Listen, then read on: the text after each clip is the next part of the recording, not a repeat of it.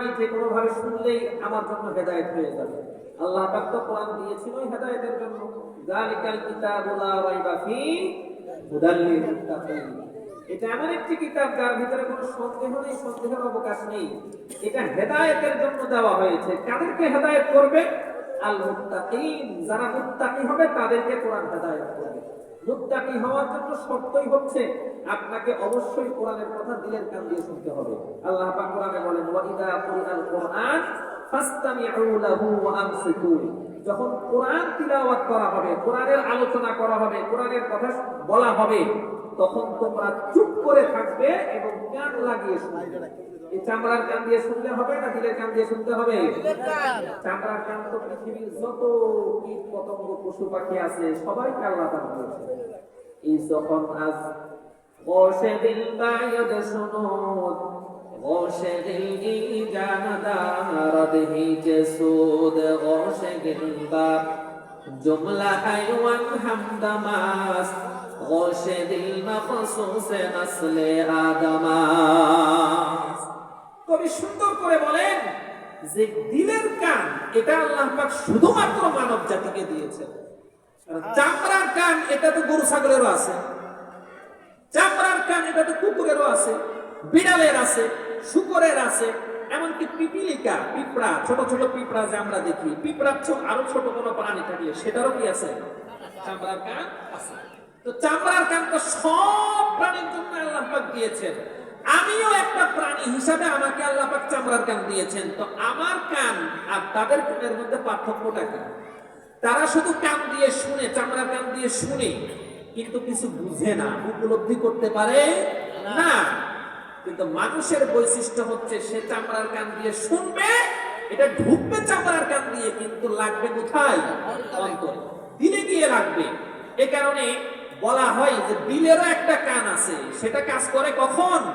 যখন আপনি দিল লাগিয়ে শুনবেন কোনো জিনিস, কোনো বিষয়, কোনো বস্তু যখন আপনি দিল লাগিয়ে শুনবেন, তখন সেটা আপনার দিলের কান দিয়ে শোনা হবে এবং এই শোনাটা আপনার জন্য হেদায়েতের জরিয়া হয়ে যাবে। এই কারণে আমরা যতটুকু সময় এখানে থাকবো দিলের কান দিয়ে শুনবো তো ইনশাআল্লাহ। আল্লাহ পাক রব্বুল আলামিন আমাদেরকে তৌফিক দান করেন, সকলেই বলি আমিন। দেখেন আল্লাহ পাক আমাদেরকে আশরাফুল মাখলুকাত বানিয়েছেন সৃষ্টির শ্রেষ্ঠ জিন হিসাবে, সৃষ্টির শ্রেষ্ঠ জিন হিসাবে। আবার কোরআনুল কারীমের মধ্যে আল্লাহ পাক এটাও বলেছেন, উলাইকা কাল আনআম বাল হুম আদল। তারা চতুষ্পদ জানোয়ারের ন্যায়। কারা? আল্লাহ বলেন, ওয়ালাকাদ যারাকনা লিজাহান্নামা কাসীরাম মিনাল জিন্নি ওয়াল ইনস। মানব জাতি এবং জিন জাতির মধ্য থেকে আমি অনেক মানব জাতি, জিন জাতিকে সৃষ্টি করেছি জাহান্নামের জন্য। তাদেরকে বানিয়েছি কিসের জন্য? জাহান্নামের জন্য। তাদের কিছু গুনাহগুণ আছে। লাহুম কুলুবুল লা ইয়াফকাহুনা বিহা ওয়া লাহুম আ'য়ুনুল লা ইউবসিরুনা বিহা ওয়া লাহুম আযানুল লা ইয়াসমাউনা বিহা। তাদের দিল আছে, দিল দিয়ে তারা অনুধাবন করবে না, বুঝবে না। তাদের কান আছে, কান দিয়ে শুনবে না। চোখ আছে, চোখ দিয়ে দেখবে না। আসলেই কি আমাদের চোখ নেই? আছে তো। কান নেই? আছে তো। আল্লাহ পাক সেটাই বলতেছেন, চোখও আছে কিন্তু দেখে না, কান আছে কিন্তু শুনে না, দিল আছে অনুভব করে না, দিলে কোনো অনুভূতি জাগ্রত হয় না। আল্লাহ বলেন, উলাইকা কাল আনআম, এরা হচ্ছে চতুষ্পদ জানোয়ার। ওই যে প্রথমে যে কথা বললাম, চতুষ্পদ জানোয়ারের কান আছে, চতুষ্পদ জানোয়ারের চোখ আছে, চতুষ্পদ জানোয়ারের কিন্তু দিল আছে একটা।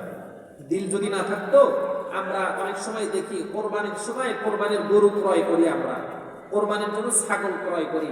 দেখবেন যেই দিন কোরবানি, এর 1-2 দিন আগে কিছু কিছু গরু এমন আছে যাদের চোখ দিয়ে কি করে? পানি পড়ে।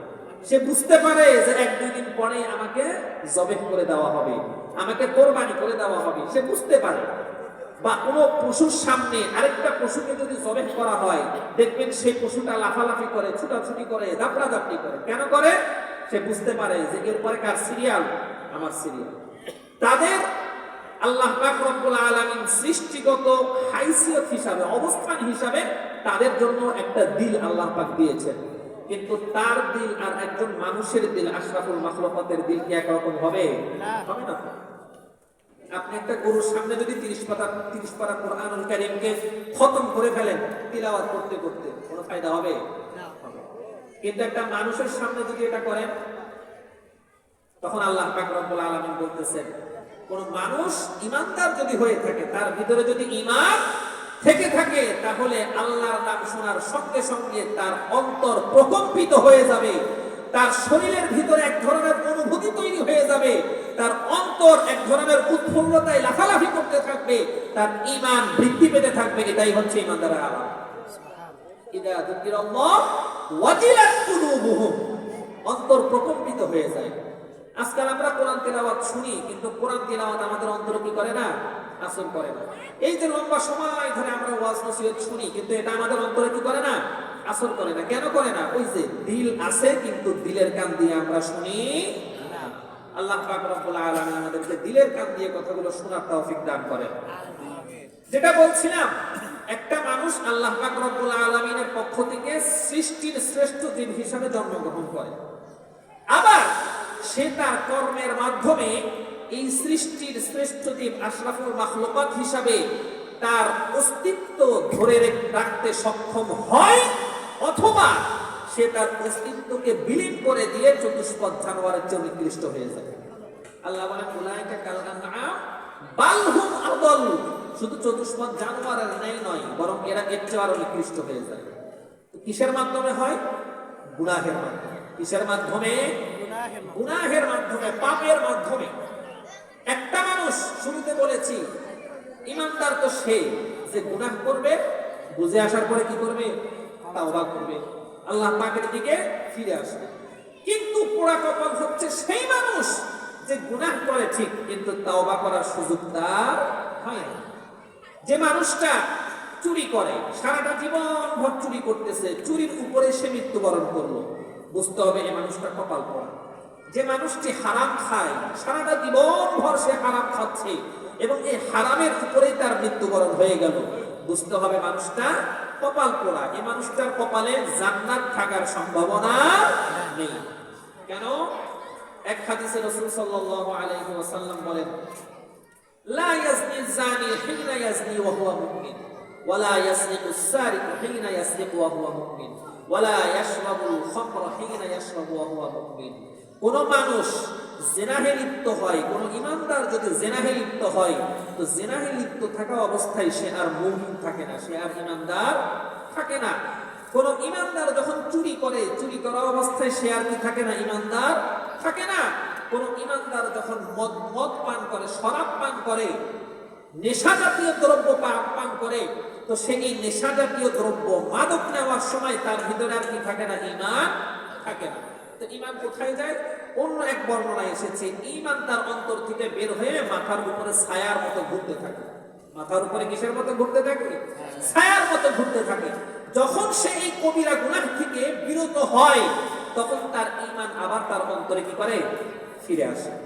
এখান থেকে ওলামায়ে কেরাম, এই হাদিস থেকে ওলামায়ে কেরাম বিধান বের করেছেন, যদিও এই হাদিসের মধ্যে নির্দিষ্ট কয়েকটি গুনাহের কথা উল্লেখ করা হয়েছে, কিন্তু বাস্তবতা হচ্ছে যত কবিরা গুনাহ আছে, এই সমস্ত কবিরা গুনাহের মধ্যে মানুষ যখন লিপ্ত হয়, তখন তার অন্তরে আর ঈমান অবস্থান করে। যত কবিরা গুনাহ আছে, দেখবেন অনেকেই গান শুনে, গান কি শুনে?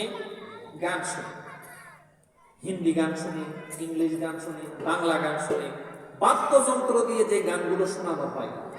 আবার কিছু কিছু গানের ভিতরে অশ্লীলতাও থাকে। এই গানের টানে তালে আবার দেখা যায় অনেকেই কি করে? নাচানাচি করে। কি করে? নাচানাচি করে। আমি আপনাদের জিজ্ঞাসা করি, গান শোনা হালাল না হারাম? হারাম। এটা কি সগীরা গুনাহের কাজ না কবিরা গুনাহের কাজ? কবিরা গুনাহ। মানে বড় গুনাহ না ছোট গুনাহ? বড় গুনাহ। ফুকাহায়ে কেরাম লেখেন, কোন মানুষ যদি বাদ্যযন্ত্র শোনার পরে এই বাদ্যযন্ত্রের তালে তালে তার দেহ হেলে দুলে, বা সে যদি নাচে, শরীরের ভিতরে যদি তরঙ্গ তৈরি হয়, সাথে সাথে তার ঈমান চলে যায়। কি চলে যায়? ঈমান চলে যায়। কারণ সে এখান থেকে কি নিচ্ছে? মজা নিচ্ছে। কি নিচ্ছে? মজা নিচ্ছে। কোন কবিরা গুনাহের মধ্যে লিপ্ত হওয়ার পরে কোন ঈমানদার যদি সেটা থেকে মজা নেয়, তাহলে আপনার কি বাকি থাকে না? ঈমান বাকি থাকে। তাহলে কবিরা গুনাহ আমাদের জন্য ধ্বংসকারী বস্তু না রক্ষাকারী বস্তু? আমাদের ঈমান আমলকে ধ্বংস করে না রক্ষা করে? ধ্বংস করে দেয়। আপনার যখন বুঝে আসছে, সাথে সাথে যদি আপনি তাওবা করে ফিরে আসেন, তাহলে আল্লাহ পাক রব্বুল আলামিন তার হাবিবের মাধ্যমে জানিয়ে দিয়েছেন, আত-তাইবু মিনাজ যামবি কামান লা যামবালা। একজন মানুষ গুনাহ থেকে তাওবা করে ফিরে আসলো, তো এই মানুষটি কেমন যেন জীবনে কোনোদিন কোনো গুনাহই করে নাই। সুবহানাল্লাহ বলবেন না? বুঝেন নাই মনে হয়, বুঝেন নাই। একটা মানুষ 60 বছর হায়াত পেয়েছে, 60 বছর ধরে সে জিনা করেছে, 60 বছর হায়াত পেয়েছে, 60 বছর ধরে চুরি করেছে, 60 বছর হায়াত পেয়েছে, 60 বছর ধরে হারাম খেয়েছে, 60 বছর হায়াত পেয়েছে, 60 বছর ধরে কবিরা গুনাহে লিপ্ত ছিল, কখনো নামাজ পড়ে নাই, মসজিদের বারান্দায় এসে পশ্চিম দিকে ফিরে ভুলক্রমে কখনো একটা আসারও খায় নাই। এই মানুষটা যদি কখনো বুঝতে পারে যে আমার হায়াতটা আমি বরবাদ করে ফেললাম, নষ্ট করে ফেললাম, ধ্বংস করে ফেললাম, সুতরাং সময় এসেছে আল্লাহ পাকের নিকটে ক্ষমা চাইতে হবে, মাফ চাইতে হবে, তাওবা করতে হবে, আমাকে ফিরে আসতে হবে। আল্লাহ পাক বলেন, বান্দা তুই শুধু একবার তাওবা কর, আমি আল্লাহ তোর এই 60 বছরের জিন্দেগির সব গুনাহ মাফ করে দেব। সুবহানাল্লাহ। তাহলে তাওবার গুরুত্ব আছে না নাই? আছে। তাহলে যে মানুষ গুনাহ করে তাওবাও করে, এরা আল্লাহ পাকের নিকটে পছন্দনীয়। কিন্তু যে মানুষ শুধু গুনাহ করতেই থাকে, করতেই থাকে, করতেই থাকে, কিন্তু তাওবার সুযোগ তার হয় না, এই মানুষগুলো হচ্ছে পোড়া কপাল। এই মানুষগুলো তাদের ঈমান আমল ধ্বংস করে, এই মানুষগুলো তাদের হায়াতের জিন্দেগি পুরাটাই কি করে ফেলে? ধ্বংস করে ফেলে। এজন্য জানতে হবে কবিরা গুনাহ কোনগুলো, সেগুলোকে জানতে হবে, এগুলো থেকে নিজেকে বাঁচিয়ে রাখতে হবে। বাস্তবতা হচ্ছে বর্তমানে আমরা এমন এক সময়ে, এমন এক যুগে বসবাস করি, এই যুগে নেক আমল করার মানুষ খুব কম পাওয়া যায়। নেক আমল করার মানুষ খুব কম পাওয়া যায়। কয়জন মানুষ পাবেন ভোর রাত্রি এই শীতের ভিতরে, কনকনে শীতের ভিতরে উঠে ঠান্ডা পানি দিয়ে উযু করে তাহাজ্জুদের নামাজ পড়ে? কয়জন পাবেন? ফজরের নামাজে মসজিদের এক কাতার পূর্ণ হইতে তো কষ্ট হয়ে যায়। কিছু কিছু মসজিদে তো মাশাআল্লাহ ইমাম সাহেব ছাড়া আর কাউকে পাওয়া যায় না। ইমাম সাহেব ছাড়া পিছনে আর কেউ থাকে না। অনেক সময় ইমাম সাহেব আসে, মুয়াজ্জিন সাহেব থাকলে মুয়াজ্জিন সাহেব আসে, ইমাম মুয়াজ্জিন মিলে জামাত করে চলে যায়। এই জমানায় আপনি তাহাজ্জুদ পড়নেওয়ালা পাবেন কয়জন? এই জমানায় আওয়াবিন পড়নেওয়ালা পাবেন কয়জন? এই জমানায় নফল নামাজ পড়নেওয়ালা পাবেন কয়জন? এই জমানায় 24 ঘন্টা জিহ্বার মধ্যে আল্লাহ আল্লাহ নাম জপতে থাকে, জিকির আজকার করতে থাকে, এমন মানুষ কয়জন পাবেন আপনি? এই কারণে ওলামায়ে কেরাম বলেন, এই জমানায় সবচেয়ে বড় বুজুর্গ ওই মানুষ যে তার ফরজ ওয়াজিব সুন্নতগুলো ঠিক রাখে আর গুনাহ থেকে নিজেকে বাঁচিয়ে রাখে। খুব বেশি নেক আমলের দরকার নেই, ফরজ বিধানগুলো পালন করেন, ওয়াজিব বিধানগুলো পালন করেন, এরপরে গুনাহ থেকে নিজেকে বাঁচিয়ে রাখেন। গুনাহটার উদাহরণ কেমন? মনে করেন আপনি মাছ ধরতে গেলেন, নদীতে কি করতে গেলেন? মাছ ধরতে গেলেন। পদ্মায় কি করতে গেলেন? মাছ ধরতে গেলেন। আপনি সারাদিন ভর জাল মেরেছেন, মাছ ধরেছেন, ভালো মাছ ধরেছেন। আপনি আপনার জালে প্রত্যেক ক্ষেপেই মাশাআল্লাহ অনেক মাছ উঠেছে। আপনি মাছ যাই আসতেছে সেগুলো নিয়ে নিয়ে একটা থলের ভিতরে রাখছেন, কিন্তু ঘটনার চক্রে থলের নিচ দিয়ে যে ফাঁকা হয়ে গেছে, থলের নিচ দিয়ে যে ছিঁড়ে গেছে, এটা আপনি কি করেন নাই? খেয়াল করেন নাই। বিকালবেলা সন্ধ্যাবেলা যখন মাছ ধরা শেষ, বাড়িতে ফিরবেন, থলের দিকে তাকিয়ে দেখেন থলের ভিতরে আর কি নেই? কোন মাছ নেই। একজন গুনাহগার যে নামাজ পড়ে, রোজা রাখে, হজ করে, যাকাত দেয়, যাবতীয় সমস্ত নেক আমল করে, পাশাপাশি গুনাহও করতে থাকে, এই মানুষটার উদাহরণ ঠিক তেমন। সে সারাদিন ভর মাছ ধরলো, থলের নিচে ফাঁকা, যা দিল সব থলের নিচ দিয়ে কোথায় চলে গেল? পড়ে গেল। আপনি গুনাহের মাধ্যমে থলে ফুটা করে ফেলেছেন, নামাজ পড়বেন, থলের ভিতরে রাখছেন, এই নেক আর এই থলের ভিতরে থাকতেছে না। নেকটা ওই গুনাহ করে যে আপনি থলেটাকে ছিঁড়ে ফেলেছেন, ওই ছিঁড়া দিয়ে নেকগুলা সব কি হয়ে যাচ্ছে? বেরিয়ে যাচ্ছে। এই কারণে গুনাহ থেকে বাঁচতে হবে। গুনাহ থেকে কি করতে হবে? বাঁচতে হবে। বাঁচা কষ্ট, শয়তান আপনাকে ধোঁকায় ফেলেই দিবে। এই যে শয়তান আপনাকে ধোঁকায় ফেলে দিবে, যখনই ফেলে দিবে বুঝার সাথে সাথে আবার কি করতে হবে? ফিরে আসতে হবে। এই কারণে আল্লাহ পাক রব্বুল আলামিন বলেন, ইন তাজতানিবু কাবাইরা মা তুনহাউনা আনহু নুকাফির আনকুম সাইয়্যাতিকুম ওয়া নুদখিলকুম মুদখালান কারীমা। আল্লাহ পাক রব্বুল আলামিন ডাক দিয়ে বলেন, ইন তাজতানিবু কাবাইরা মা তুনহাউনা আনহু, হে জগতের মানুষ, তোমাদেরকে নিষেধ করা হয়েছে এমন বড় বড় কবিরা গুনাহগুলো থেকে যদি তোমরা বেঁচে থাকো, নুকাফির আনকুম সাইয়্যাতিকুম, তাহলে তোমাদের দ্বারা মাঝে মধ্যে যে সমস্ত ভুল ত্রুটি হয়ে যায়, ছোট ছোট সগীরা গুনাহগুলো হয়ে যায়, এই সমস্ত সগীরা গুনাহগুলোকে আমি আল্লাহ এমনিতেই মাফ করে দিব।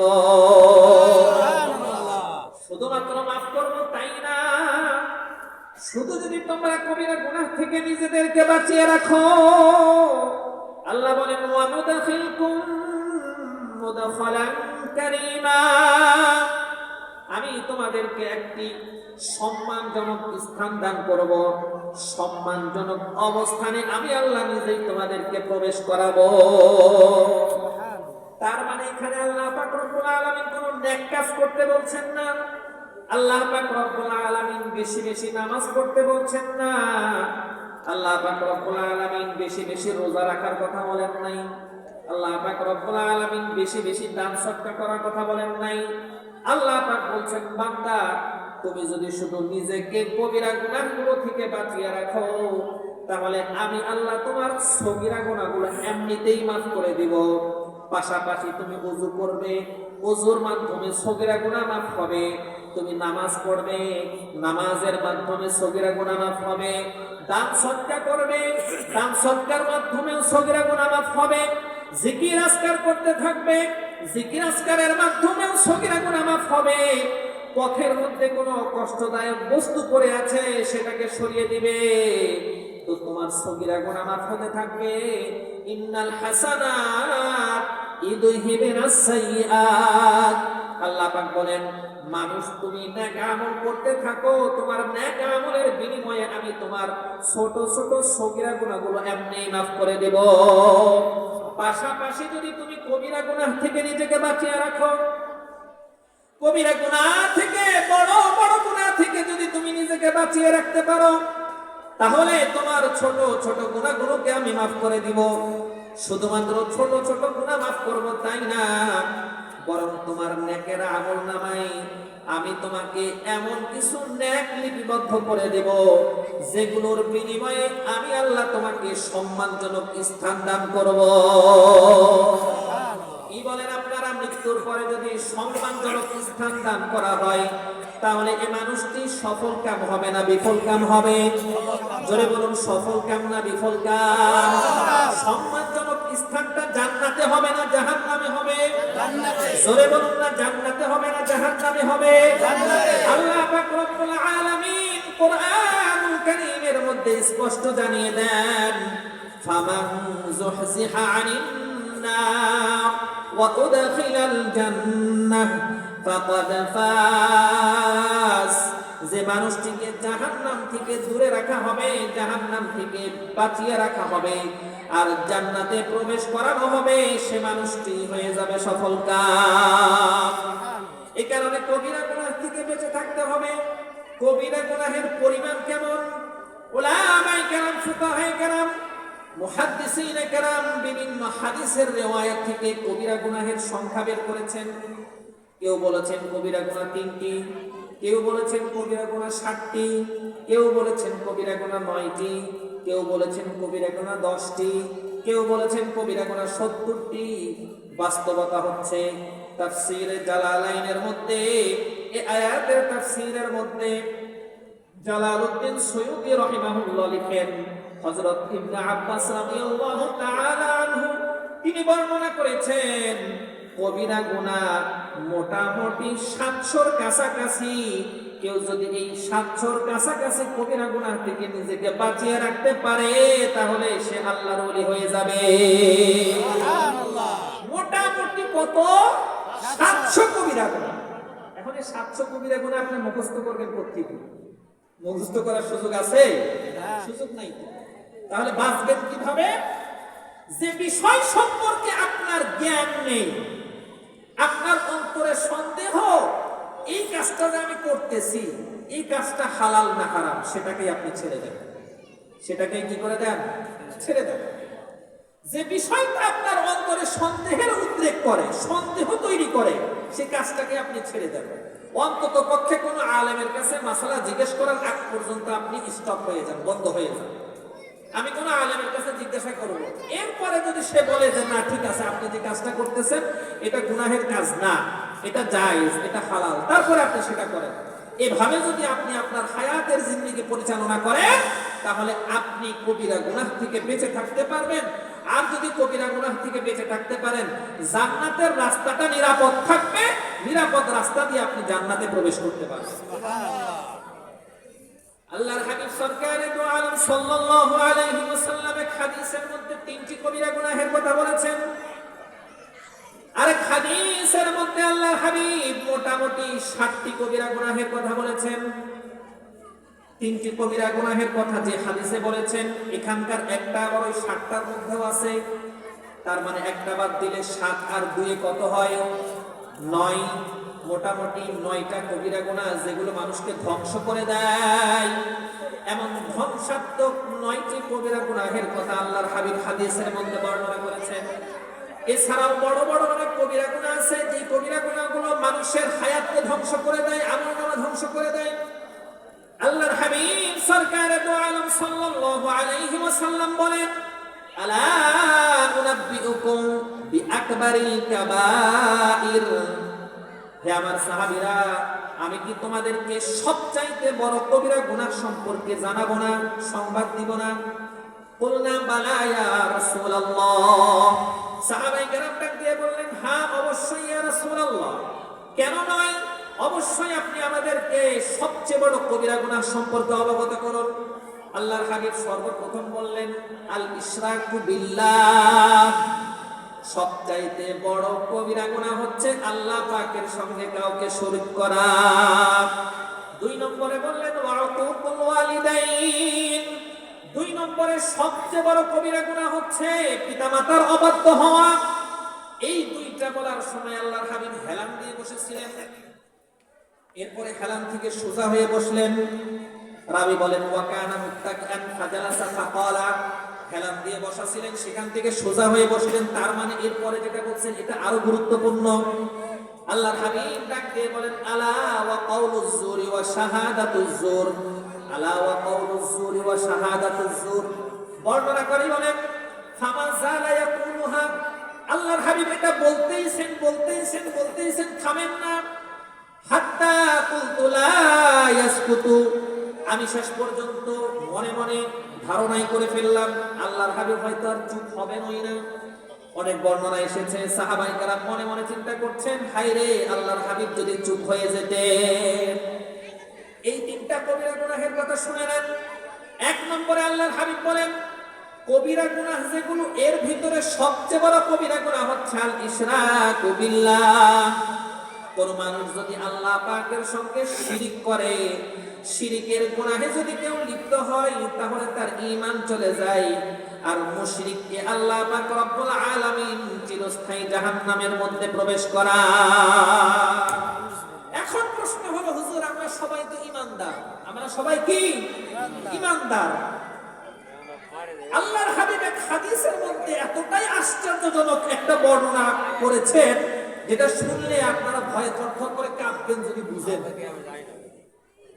হুজুর আকরাম সাল্লাল্লাহু আলাইহি ওয়াসাল্লাম বলেন, এমন একটা জামানা আসবে অচিরেই, সেই জামানার মানুষগুলো ইউসবিহু মুমিনান ওয়া ইউমসি কাফিরান ওয়া ইউমসি মুমিনান ওয়া ইউসবিহু কাফিরান।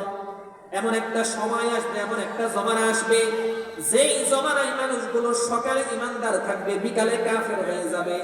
আর বিকালে ঈমানদার থাকবে তো সকালে সে কাফের হয়ে যাবে। আমি আপনাদের জিজ্ঞাসা করি, সেই সময়টা মনে হয় আরো দেরি আছে আসতে, নাকি চলতেছে বর্তমানে? আরে কথা বলেন না, বর্তমানে চলতেছে কিনা? বর্তমানে এমন অনেক মানুষ আমাদের সমাজে, আমাদের আশেপাশে, আমাদের সঙ্গে মুসলিম সমাজে উঠা বসা করে, চলাফেরা করে, যে মানুষটা মাঝে মাঝে মুখ দিয়ে এমন কথা বলে ফেলে যে কথা বলার পরে ঈমান থাকার কোনো সুযোগ নাই। বেঈমান হয়ে যায়, ঈমান হারা হয়ে যায়, কিন্তু সেটা সে জানেও না।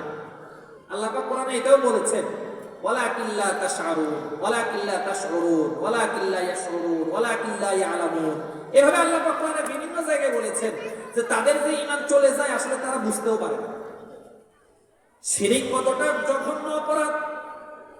আল্লাহ পাক রব্বুল আলামিন তার হাবিবকে ডাক দিয়ে বলেন, ওয়ালাকাদ উহিয়া ইলাইকা ওয়া ইলাল লাযীনা মিন ক্বাবলিকা লাইন আশরাকতা লায়াহবাতান্না আমালুকা ওয়া লাতাকুনান্না মিনাল খাসিরিন। হে নবী, আপনাকেও আমি প্রত্যাদেশ করছি, ওহী পাঠাচ্ছি। আপনার পূর্বে যত নবী রাসূল অতিবাহিত হয়েছে তাদের নিকটেও আপনি ওহী প্রেরণ করেছিলাম। আমি কি ওহী প্রেরণ করেছিলাম? লাইন আশরাকতা, যদি আপনি শিরিক করেন, লায়াহবাতান্না আমালুকা, তাহলে আপনার হায়াতের জিন্দেগীর যত নেক আমলগুলো আছে এই সমস্ত নেক আমলগুলো মুহূর্তের মধ্যেই ধ্বংস হয়ে যাবে। একজন নবীকে যদি আল্লাহ পাক রব্বুল আলামিন এতটা কঠোর ভাষায় বলেন, তাহলে আমার আপনার অবস্থা কোথায়? আমি আপনি কোথায় আছি? অথচ আমার আপনার দ্বারা অহরহ শিরিক প্রকাশ পায়, আমরা অহরহ শিরিকের মধ্যে লিপ্ত হই। আল্লাহ পাক রব্বুল আলামিন বলেন, ইন্নাহু মান ইউশরিক বিল্লাহ, ইন্নাহু মান ইউশরিক বিল্লাহি ফাকাদ হারামাল্লাহু আলাইহিল জান্নাহ ওয়া মাওয়াহুন নার। আল্লাহ পাক স্পষ্ট জানিয়ে দেন, কেউ যদি আল্লাহ পাকের সঙ্গে শিরিকের মতো গুনাহে লিপ্ত হয় তো তার অবস্থান হবে জাহান্নাম, তার জন্য জান্নাত হারাম হয়ে যায়। আল্লাহ পাক বলেন, ইন্নাল্লাহা লা ইয়াগফিরু আন ইউশরাকা বিহি ওয়া ইয়াগফিরু মা দুনা যালিকা লিমান ইয়াশা। আল্লাহ পাক রব্বুল আলামিন পশ্চিমকালেও শিরিকের গুনাহ ক্ষমা করেন না। এছাড়া অন্যান্য যত গুনাহ আছে, যত পাপ আছে, আল্লাহ পাক রব্বুল আলামিন চাইলেই সেগুলোকে মাফ করে দেন। এখন প্রশ্ন হলো, হুজুর আমরা কোন কোন ক্ষেত্রে শিরকের মধ্যে লিপ্ত হই? কথার ক্ষেত্রেও আমরা অনেক সময় শিরকে লিপ্ত হই, কাজের ক্ষেত্রে, আমলের ক্ষেত্রেও শিরকে লিপ্ত হই। এই যে আমি আপনি নামাজ পড়ি, নামাজের মধ্যে যদি আমার আপনার অন্তরে এটা আসে যে নামাজ না পড়লে মানুষ কি বলবে। মসজিদে দেখা যায় যখন আমি নামাজ পড়ি তখন কেউ আমার দিকে তাকিয়ে আছে, আমার নামাজটা একটু লম্বা হয়ে যায়, কেরাতটা কি হয়ে যায়? লম্বা হয়ে যায়। যখন আশেপাশে কেউ থাকে না তখন আমার 4 রাকাত নামাজ পড়তে 4 মিনিটও লাগে না। আর যখন আশেপাশে মুসল্লি থাকে, ইমাম সাহেব থাকে, দেখার মতো মানুষ থাকে, তখন 10 মিনিটেও আমার 4 রাকাত নামাজ কি হয় না? শেষ হয় না। আল্লাহর হাবিব বলেন, মান সাল্লা ইউরাই ফাকাদ আশরাকা ওয়া মান সামা ইউরাই ফাকাদ আশরাকা ওয়া মান তাসাদ্দাকা ইউরাই ফাকাদ আশরাকা। যে ব্যক্তি মানুষ দেখানোর জন্য নামাজ পড়লো সে শিরিক করলো, যে ব্যক্তি লোক দেখানোর জন্য রোজা রাখলো সে শিরিক করলো, যে ব্যক্তি লোক দেখানোর জন্য সদকা করলো সে শিরিক করলো।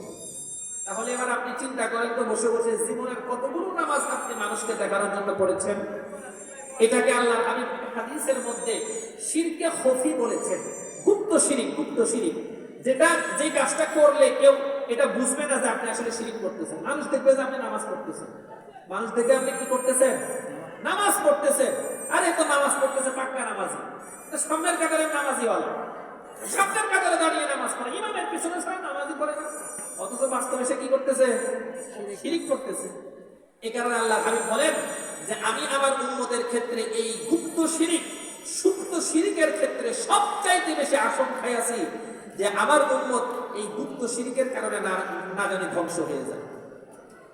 আর কিছু কিছু শিরিক তো আমাদের মাধ্যমে প্রকাশ্যে সংগঠিত হয়।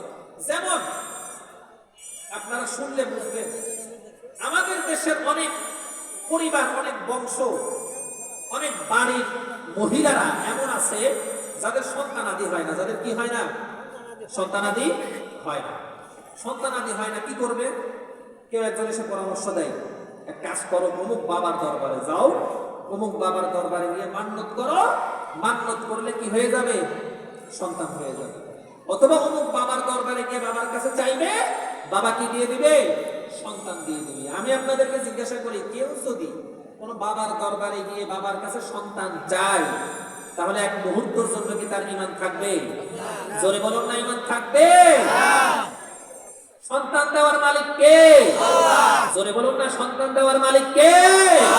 অনেকের শুধু ছেলে সন্তান, ছেলে সন্তান, ছেলে সন্তান, মেয়ের জন্য পাগল পারা মেয়ে হয় না। অনেকের শুধু মেয়ে সন্তান মেয়ে সন্তান মেয়ে সন্তান, ছেলের জন্য পাগল পারা, ছেলে হয় না। অনেককে আল্লাহ পাক ছেলে মেয়ে উভয়টাই দেয়, আবার অনেককে সন্তানই দেয় না। এগুলি সব করেন কে? আল্লাহ পাক নিজেই বলেন, ইয়াহাবু লিমান ইয়াশাউ ইনাসা ওয়া ইয়াহাবু লিমান ইয়াশাউ যুকুর আও ইউযাওবিজুহুম যুকরানা ওয়া ইনাসা ওয়া ইয়াজআলু মান ইয়াশাউ আকীমা। আল্লাহ পাক রব্বুল আলামিন ডাক দিয়ে বলেন, ইয়াহাবু লিমান ইয়াশাউ ইনাসা, আল্লাহ পাক যাকে ইচ্ছা তাকে কন্যা সন্তান দান করেন। ওয়া ইয়াহাবু লিমান ইয়াশাউ যুকুর, যাকে ইচ্ছা তাকে আল্লাহ পুত্র সন্তান দান করেন। আও ইউযাওবিজুহুম যুকরানা ওয়া ইনাসা, যাকে ইচ্ছা তাকে জোড়ায় জোড়ায় ছেলে মেয়ে উভয়টাই দান করেন। আও ইউযাওবিজুহুম যুকরানা ওয়া ইনাসা ওয়া ইয়াজআলু মান ইয়াশাউ আকীমা, আর যাকে ইচ্ছা তাকে আল্লাহ পাক রব্বুল আলামিন চিরস্থায়ী বানজা করে দেন। এই কারণে সন্তান ছেলে হোক মেয়ে হোক, ছেলে মেয়ে উভয়টা হোক, অথবা যদি কিছুই না হয়, এগুলো সব কার সিদ্ধান্ত? জোরে বলুন না, কার সিদ্ধান্ত? সন্তানের জন্য কোনো বাবার দরবারে যাওয়া যাবে না, সন্তানের জন্য কোনো পীর সাহেবের কাছে যাওয়া যাবে না, সন্তানের জন্য কোনো ফকিরের কাছে যাওয়া যাবে না, সন্তানের জন্য কোনো তাবিজ দেনওয়ালার কাছেও যাওয়া যাবে না। হ্যাঁ, আপনি বেশি থেকে বেশি কোনো আল্লাহওয়ালার কাছে দোয়া চাইতে পারেন, হুজুর আমার জন্য দোয়া করেন, আল্লাহ পাক যেন আমাকে নেক সন্তান দান করে। এটা করা যাবে না। বাবার দরবারে যাবেন, গরু নিয়ে যাবেন, ছাগল নিয়ে যাবেন, হাজার হাজার লক্ষ লক্ষ টাকা মান্নত করবেন, আর ডাক দিয়ে গানও গাইবেন, বাবা তোমার দরবারেতে কেউ ফিরে না খালি হাতে। আল্লাহর হাবিব সরকারে দো আলম সাল্লাল্লাহু আলাইহি ওয়াসাল্লাম স্পষ্ট জানিয়ে দেন, কেউ যদি আল্লাহ পাক ব্যতীত রেখে অন্য কোনো মাখলুকের কাছে কিছু চায়, তো ওই মানুষটা সঙ্গে সঙ্গে বেঈমান হয়ে যায়। একটা মুহূর্তের জন্য আপনার ঈমান থাকবে না। অনেক সময় দেখা যায় অনেক গণক আছে, গণক, এই গণকরা এসে আমাদের হাত দেখে, গণকদেরকে আমরা হাত দেখাই, একটু দেখেন তো আমার কপালে ছেলে সন্তান আছে নাকি, মেয়ে আছে নাকি। বিশেষ করে আমাদের মা বোন যারা আছে, মা বোনদেরকে খুব সহজেই তারা কাবু করে ফেলে, মা বোনদেরকে খুব সহজেই তারা নরম করে ফেলে। নরম দিলের মানুষ, সন্তান না হলে তো কথাই নেই, সন্তানের জন্য পাগল পারা। কিন্তু আপনি কি একটা বারের জন্য চিন্তা করেছেন এই সন্তান দেনেওয়ালা মালিক হচ্ছে আল্লাহ? সে আল্লাহর কাছে না চেয়ে যদি আপনি কোনো বাবার দরবারে গিয়ে সন্তান চান, এই সন্তান যদিও আপনি পেয়ে যান, আপনি তো নিজে বেঈমান হয়ে গেলেন। বেঈমানের ঘরের থেকে যে সন্তান জন্মগ্রহণ করবে সে কি আর ইমানদার থাকবে? বলুন না, ইমানদার থাকবে? ইমানদার থাকবে না। আপনি যখন বাবার দরবারে যাওয়ার পরে সন্তান পেয়ে যাবেন, আপনার বিশ্বাস হয়ে যাবে বাবা সন্তান দিতে পারে।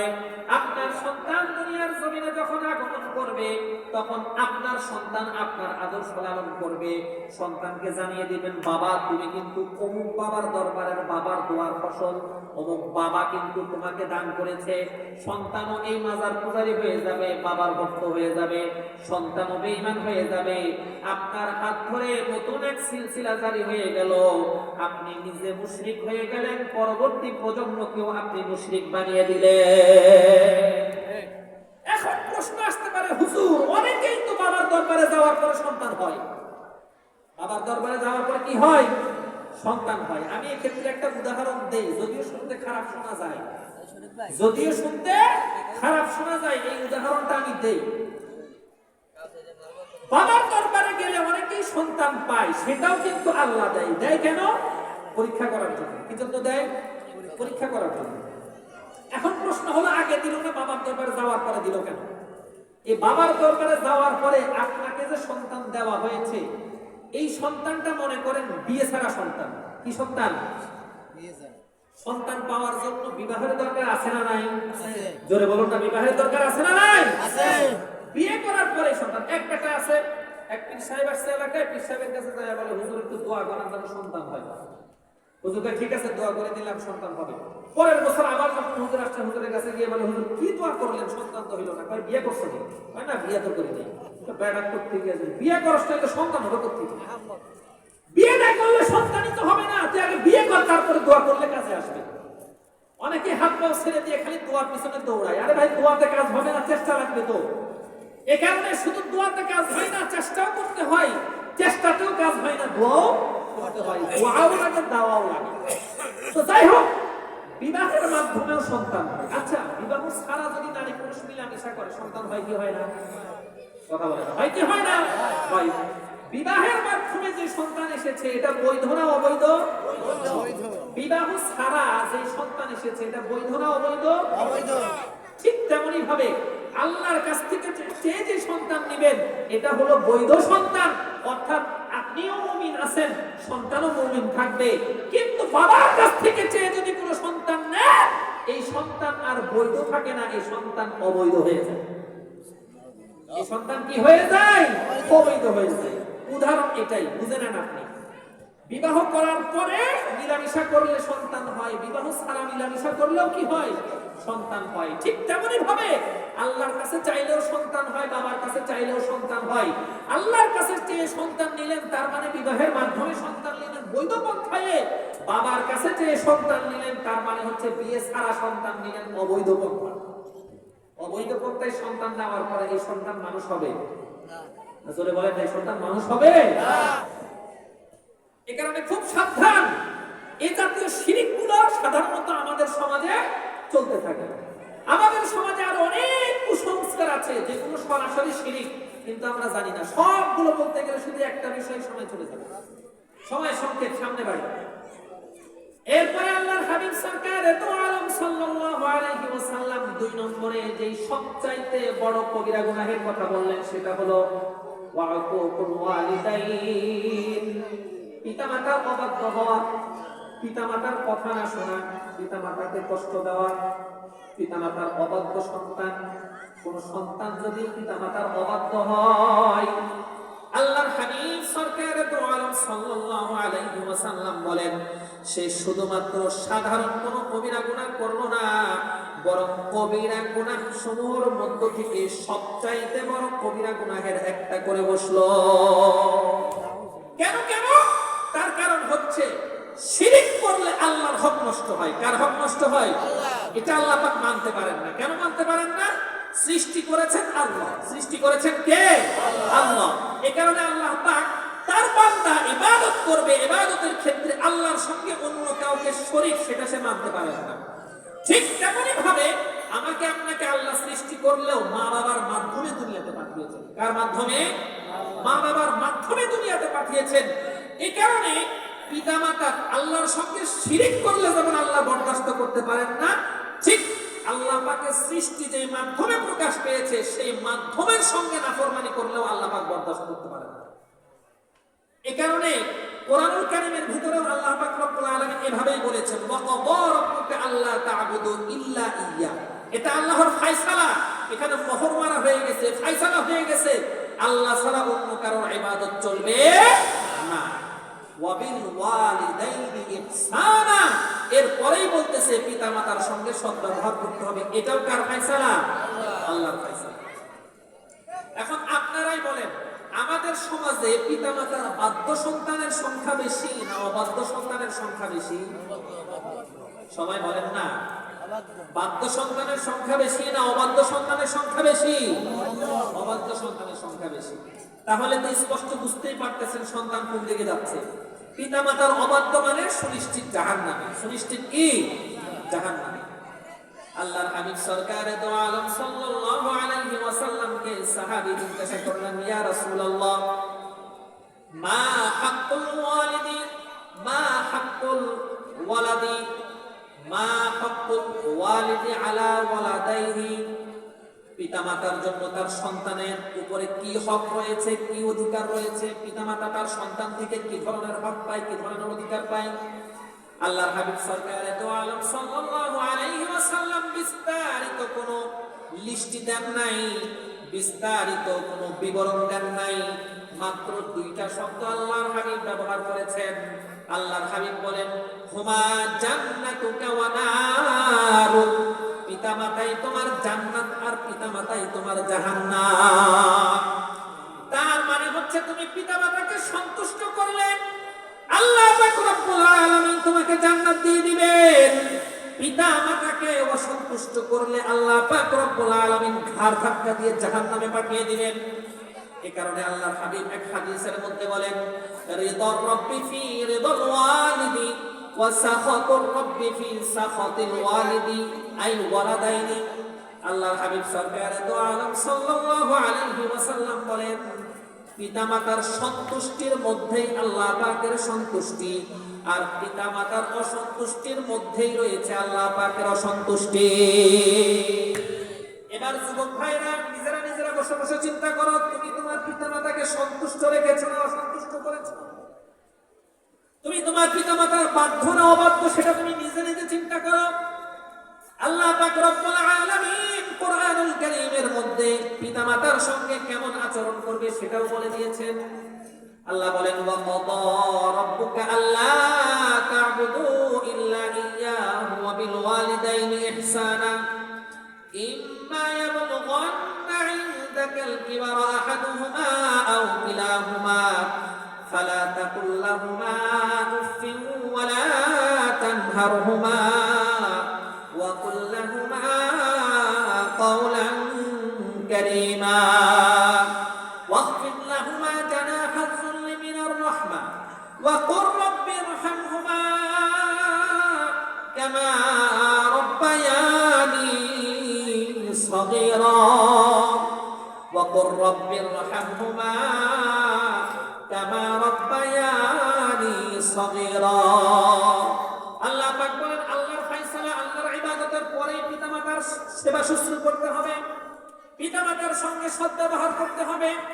ইম্মা ইয়াবলুগান্না ইনদাকাল কিবারা আহাদুহুমা আও কিলাহুমা, তুমি সন্তান বেঁচে আছো, তোমার জীবদ্দশায় যদি তোমার পিতামাতার কোনো একজন অথবা উভয়জন বার্ধক্যে পৌঁছে যায়, বুড়া হয়ে গেল, বুড়ি হয়ে গেল, দেখেন আল্লাহ পাক নিজে যেহেতু মানব সৃষ্টি করেছেন, আল্লাহ পাক রব্বুল আলামিন মানুষ সৃষ্টি করার পরে তার খাসলত কেমন হতে পারে আল্লাহ পাক খুব ভালোভাবে জানেন। আমাদের দেশে একটা কথা বলা হয়, বুড়া আর বুড়া এক সমান। একটা বুড়া অর্থাৎ ছোট বাচ্চা, অবুঝ বাচ্চা যেমন অতিরিক্ত কথা বলে, অবুঝ বাচ্চা প্রয়োজনীয় অপ্রয়োজনীয় সব ধরনের কথা যেমন বলে, ঠিক যখন মানুষের বয়স বেড়ে যায়, মানুষের যখন চুল দাড়ি পেকে যায়, দেমাগ কাজ কম করে, চোখে কম দেখে, হাত পায়ের শক্তি যখন কমে আসে, ঠিক সে সময় একজন বুড়া মানুষ, একজন বুড়ি, একজন বৃদ্ধ, একজন বৃদ্ধা তারা ছোট বাচ্চার মতো হয়ে যায়। তারা তখন অতিরিক্ত কথা বলতে শুরু করে, প্রয়োজনীয় অপ্রয়োজনীয় কথা বলতে শুরু করে। এই কারণে আল্লাহ পাক রব্বুল আলামিন সন্তানদেরকে ডাক দিয়ে বলেন, ইম্মা ইয়াবলুগান্না ইনদাকাল কিবারা আহাদুহুমা আও কিলাহুমা ফালা তাকুল লাহুমা উফ। উফ আমরা বাংলাতেও বলি, এটা আরবিতেও ব্যবহার হয়। আল্লাহ পাক বলেন, ফালা তাকুল লাহুমা উফ। বাবা মা বুড়া হয়ে গেছে, অতিরিক্ত কথা বলবে, অপ্রয়োজনীয় কথাও বলবে, অনেক সময় হয়তো তোমাকে গালাগালি করবে, ধমক দিবে, প্রয়োজনে অপ্রয়োজনে তোমার গায়ে হাতও তুলতে পারে। খবরদার, খবরদার, পিতামাতার প্রতি কখনো বিরক্ত হয়ে মুখ দিয়ে উফ শব্দ তুমি বের করতে পারবে না। কার কথা এটা? আরে জোরে বলেন না, কার কথা? আল্লাহর কথা। পিতামাতার সামনে উফ শব্দটাও বের করা সন্তানের জন্য জায়েজ নেই। ওয়ালা তাকুল লাহুমা উফ ওয়ালা তানহারহুমা, যেটা আমাদের ছেলে সন্তানরা বেশি বেশি করে। আল্লাহ বলেন, ওয়ালা তানহারহুমা, খবরদার ঝাটকি দিয়েও কথা বলতে পারবে না। অনেক সময় বাবা মা একটা কথা বারবার বলতেছে অথবা বারবার ডাকতেছে, সন্তান ঝাটকি দেয়, এতবার টাকা রাখে। বাবা মাকে ঝাটকি দাও, বাবা মাকে ধমক দাও, আল্লাহ পাক নিষেধ করছেন ওয়ালা তানহারহুমা। তাহলে কি করতে হবে? সদা সর্বদা ওয়াকুল লাহুমা কাওলান কারীমা, সব সময় তাদের সঙ্গে নরম নরম সুন্দর সুন্দর সুন্দর এবং তাদের জন্য সম্মানসূচক কথাগুলোই তোমার জবান দিয়ে বের করতে হবে। পাশাপাশি বাবা মার সামনে নিজের শরীরের শক্তিও প্রদর্শন করা যাবে না। ওয়াখফিদ লাহুমা জানাহা যিল্লি মিনার রাহমা, আল্লাহ পাক বলেন তুমি তোমার ডানাকে তাদের সামনে নমনীয় করে দিবে, তাদের সামনে নিজেকে নতজানু করে দিবে, নিজেকে বিলীন করে দিবে। ওয়াখফিদ লাহুমা জানাহা যিল্লি মিনার রাহমা, আর পিতামাতা জীবিত থাকুক অথবা মৃত্যুবরণ করুক, সন্তান হিসাবে তোমার জন্য দায়িত্ব তুমি নামাজ পড়বে এবং নামাজের বাহিরে পিতামাতার জন্য দোয়া করবে। রব্বির হামহুমা কামা রাব্বায়ানি সগীরা, সন্তান হয়ে পিতামাতার জন্য দোয়া করবে। দোয়ার ভাষাটা কত সুন্দর দেখেন। আল্লাহ বলেন পিতামাতার জন্য দোয়া করবে, রব্বি আই আমার রব, ইরহামহুমা, আল্লাহ তাদের প্রতি আপনি দয়া করেন, রহম করেন। কামা রাব্বায়ানি সগীরা, আমি ছোট্ট অবস্থায় আমাকে যেমন দয়া মায়া আদর সোহাগ দিয়ে তারা লালন পালন করেছে, আপনিও তাদেরকে ঠিক সেইভাবে দয়া মায়া দিয়ে লালন পালন করেন। যুবক ভাই যারা আছে তোমাদেরকে বলি, পিতামাতার সঙ্গে কখনো ছাটকি দিয়ে কথা বলা যাবে? আরে যুবকরা বলো না পিছন থেকে জোরে করে, কথা বলা যাবে? পিতামাতার প্রতি কখনো বিরক্তি ভাব প্রকাশ করা যাবে? যদি তুমি পিতামাতার সঙ্গে বিরক্ত প্রকাশ করো, পিতামাতার সঙ্গে ঝাটকি দিয়ে কথা বলো, তাহলে তুমি জেনে নাও তুমি শুধুমাত্র কবিরা গুনাহ করলে না, বরং কবিরা গুনাহ সমূহের মধ্য থেকে সবচাইতে বড় কবিরা গুনাহের একটি করে বসলে, যেই কাজটা করার কারণে তোমার জিন্দেগিটা বরবাদ হয়ে যেতে পারে। পিতামাতার সঙ্গে বেয়াদবি করে, পিতামাতার অন্তরে কষ্ট দিয়ে আজ পর্যন্ত কোন সন্তান দুনিয়াতে সফল হয়েছে একটা নজিরও কেউ দেখাতে পারবে না। বরং বাস্তবতা হচ্ছে পিতামাতা যদি অন্যায়ের উপরেও থাকে, পিতামাতা যদি কিসের উপরে থাকে? অন্যায়ের উপরে। সেটা যদি আল্লাহ বিরোধী না হয়, সেটা যদি কি বিরোধী না হয়? আল্লাহ বিরোধী না হয়, তাহলে পিতামাতা অন্যায়ের উপরে থাকলেও পিতামাতার বিরুদ্ধে যাওয়া যাবে না। আল্লাহ পাক কোরআনে বলেন, ওয়া ইন জাহাদাকা আলা আন তুশরিকা বি, যদি তারা তোমাকে শিরিক করার জন্য জোর করে তাহলে সেটা তুমি মেনো না।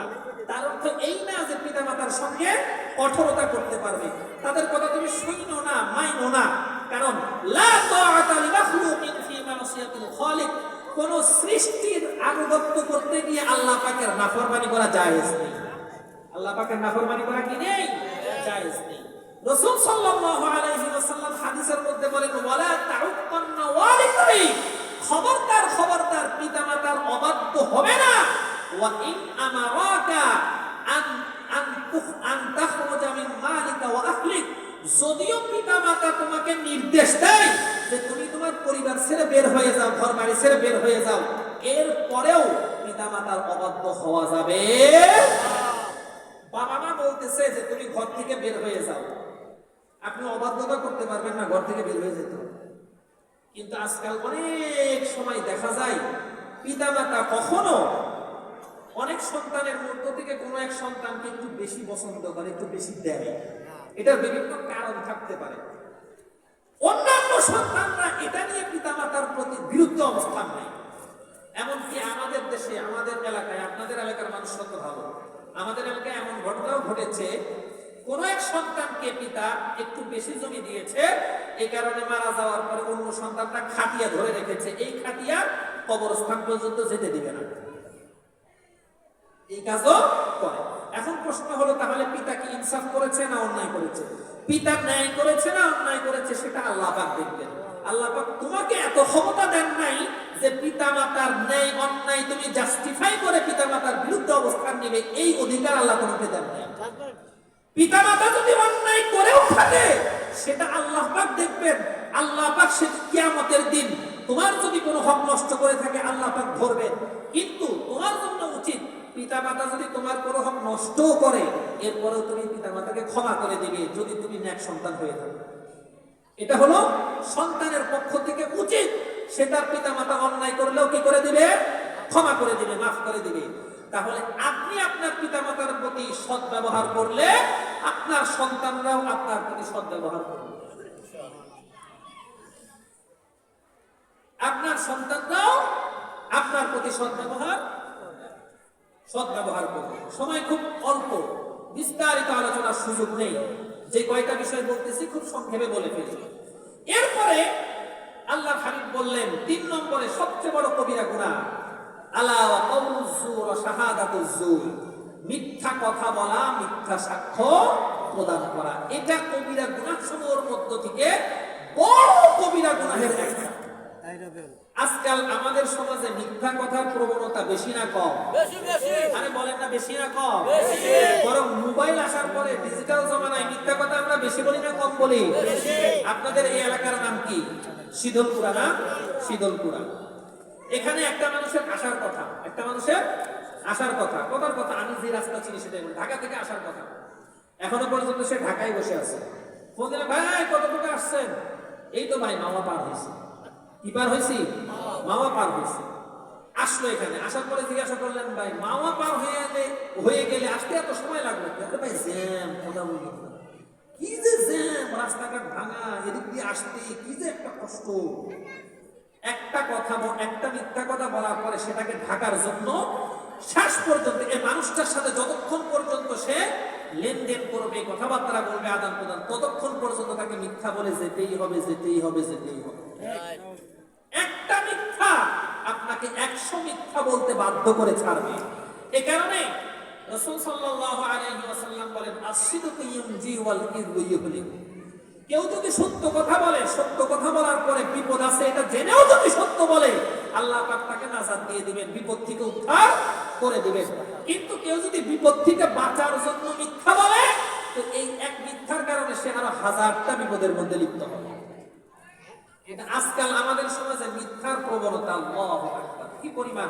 বাবা সন্তানের সঙ্গে মিথ্যা বলে, সন্তান পিতামাতার সঙ্গে মিথ্যা বলে, ভাই ভাইয়ের সঙ্গে মিথ্যা বলে, পাড়া প্রতিবেশীর সঙ্গে মিথ্যা বলে। মোবাইলে যদি সামনাসামনি না থাকে, সুবহানাল্লাহ, অহরহ মিথ্যা মোবাইলের মধ্যে খালি বলতেই থাকে। আর আমাদের অবস্থা এমন হয়েছে, রাসূল সাল্লাল্লাহু আলাইহি ওয়াসাল্লাম এক হাদিসের মধ্যে স্পষ্ট জানিয়ে দিয়েছেন, মানুষ মিথ্যাবাদী হওয়ার জন্য এটাই যথেষ্ট, সে যা শুনবে তাই কি করে ফেলবে? বলে বেড়াবে। যা শুনবে তাই বলে বেড়াবে। একজন মানুষ যা শুনলো তাই বলছে, যা শুনে তাই বলে, আপনি ধরে নেবেন এই মানুষটা কি? মিথ্যাবাদী। আজকাল সোশ্যাল মিডিয়াতে আমরা যত ধরনের নিউজ, যত ধরনের সংবাদ, যত ধরনের খবর দেখতে পাই, এটা সঙ্গে সঙ্গে বলা শুরু করে দেয়, হয়তো শেয়ার করে দেয়, না হয় সেটা পোস্টের মাধ্যমে অথবা কমেন্টসের মাধ্যমে অথবা অন্য কাউকে পাঠিয়ে দেয় অথবা ফোন করে কাউকে জানিয়ে দেয়। অথচ দেখতে গেলে দেখা যাবে এটার পিছনের পুরা কথাটাই কি? মিথ্যা।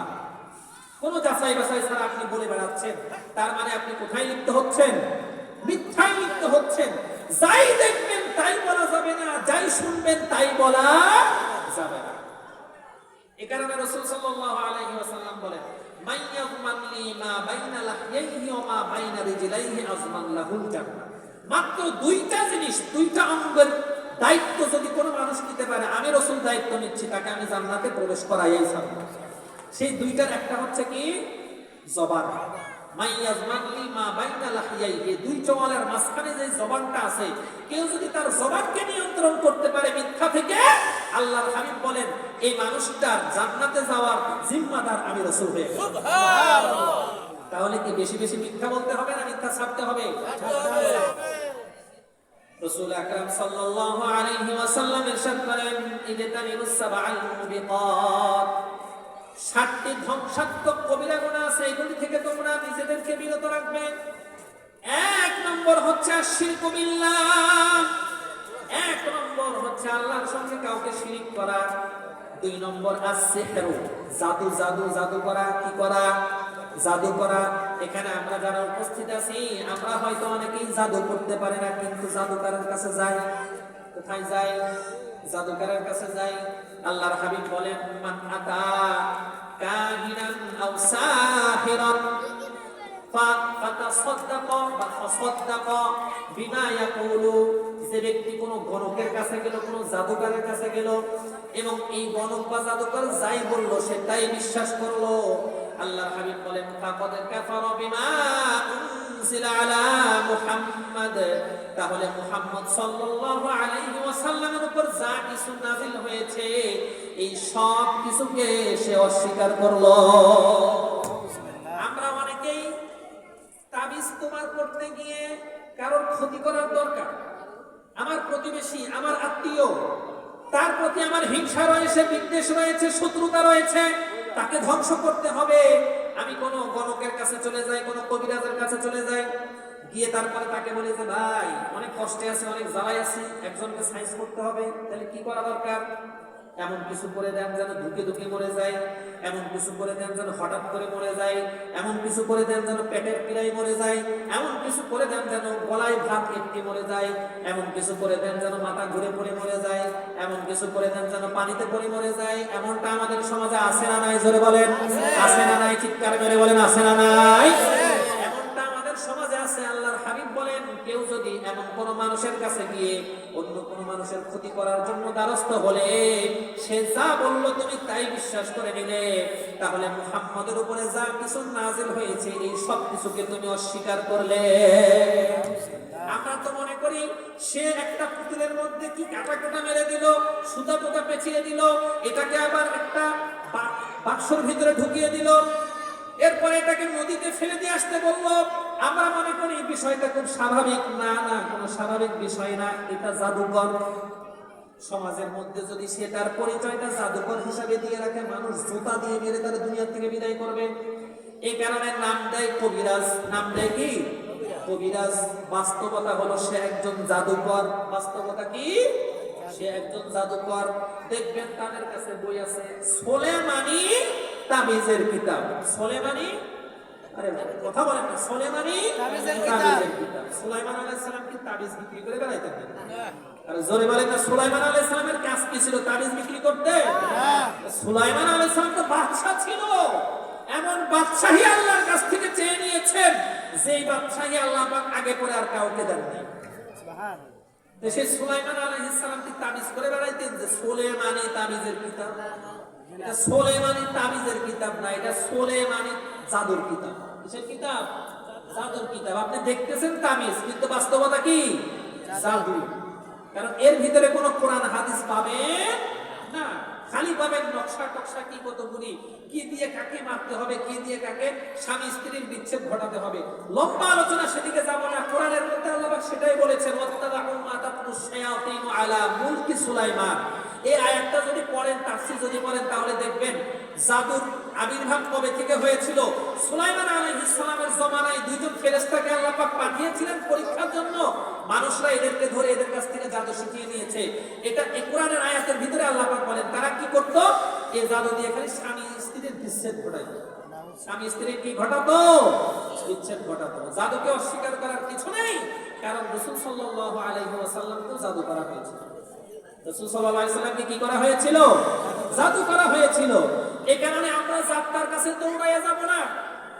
ইমাম সাহেবের কাছে যেতে পারেন, কোন আল্লাহওয়ালা পীর বুজুর্গ যারা হক্কানি তাদের কাছে যেতে পারেন, কোন ভালো মানুষের কাছে যেতে পারেন। জাদুর কাছে যায় না যে নামাজ পড়ে না, যে পশ্চিম দিকে ফিরে আসারও খায় না, যার লুঙ্গিটা পর্যন্ত পবিত্র নেই, যার শাড়ি পর্যন্ত পবিত্র নেই, এই মহিলা আপনাকে তাবিজ দিয়ে কোন পবিত্র বানিয়ে দিবে সেটা আমাকে বুঝাই দেবে। ও তো আপনার ঈমান ধ্বংস করে ফেলবে। এরা হলো জাদুকর। এরা হলো কি? জাদুকর। জাদুকরের কাছে যাওয়া যাবে না, এটা বিশ্বাস করা কুফরি। জাদুকরের কাছে গেলে আপনার ঈমান শেষ হয়ে যাবে। 3 নম্বরে আল্লাহর হাবিব বলেন ওয়াকাতুন নাফসিল্লাতি হারামাল্লাহু ইল্লা বিল হক। অন্যায়ভাবে কাউকে হত্যা করা যাবে না, এটা হলো একটা কবিরা গুনাহ। অথচ আজকাল মানুষের জান, মানুষের মাল আমাদের কাছে একটা কুকুরের জানের সমতুল্য মূল্য রাখে না।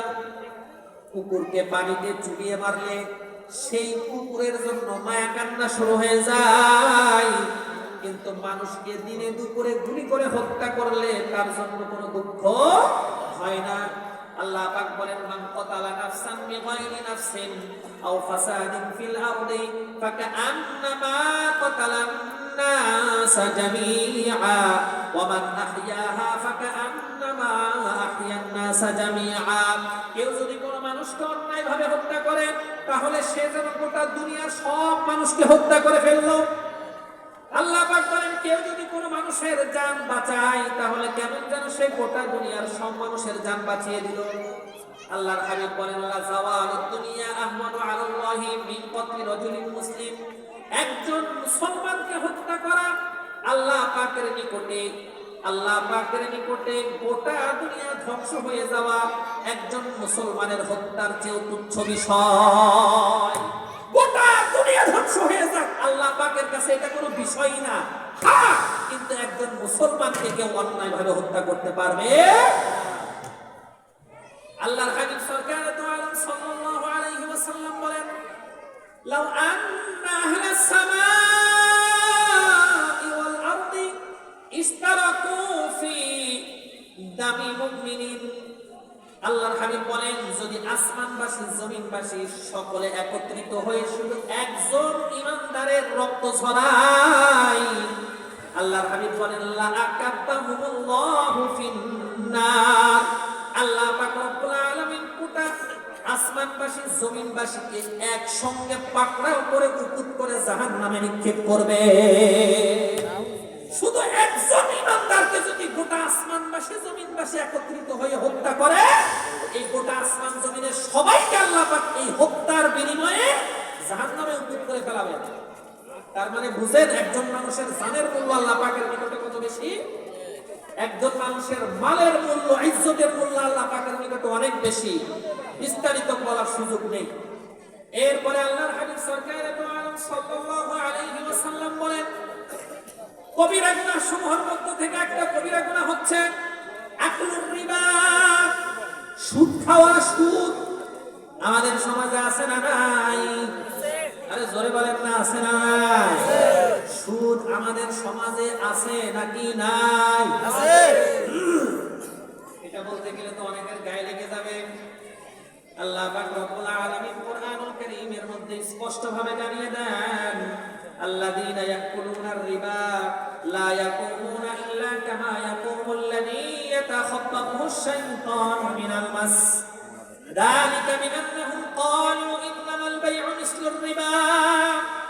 আল্লাহ পাক বলেন যারা সুদ খায় কিয়ামতের দিন এদের অবস্থা হবে কেমন যেন এদেরকে শয়তান জিন ধরেছে। শয়তান জিন ধরলে মানুষ যেমন মাতলামি করে, পাগলামি করে, কিয়ামতের দিন তারা ঠিক এইভাবেই পাগলামি করবে। আল্লাহ পাক রব্বুল আলামিন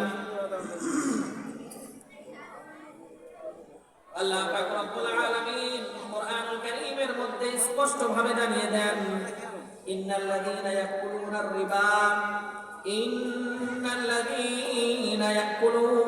রিবা, যারা সুদ খায়, যারা সুদের সঙ্গে জড়িত আছে, যারা সুদ বক্ষণ করে, সুদের মধ্যে টাকা লাগায়, আল্লাহ পাক রব্বুল আলামিন স্পষ্ট ভাবে জানিয়ে দেন ফাযানু বিহারবিন মিনাল্লাহি ওয়া রাসূলিহি।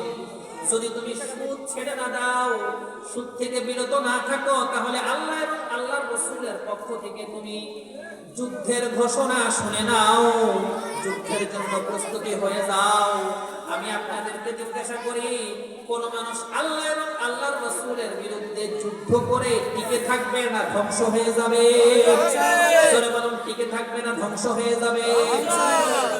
যারা সুদের সঙ্গে জড়িত আছে, আল্লাহর হাবিব বলেন লাআনা রাসূলুল্লাহ সাল্লাল্লাহু আলাইহি ওয়াসাল্লাম আকিলার রিবা ওয়া মুকিলাহু ওয়া শাহিদাইহি ওয়া কাতিবাহু। আল্লাহর হাবিব সরকারে দু আলম সাল্লাল্লাহু আলাইহি ওয়াসাল্লাম সুদ যে খায়, সুদ যে খাওয়ায়, সুদের যারা সাক্ষী হয় আর সুদ যারা লেখে, লিপিবদ্ধ করে, এই সকলের প্রতি আল্লাহর হাবিব লানত বর্ষণ করেছে, অভিশাপ এদের প্রতি। এর চেয়ে আরো আশ্চর্যের বিষয়, আমাদের সমাজের সুদী মাহাজনরা বুক ফুলিয়ে রাস্তাঘাটে হাঁটে।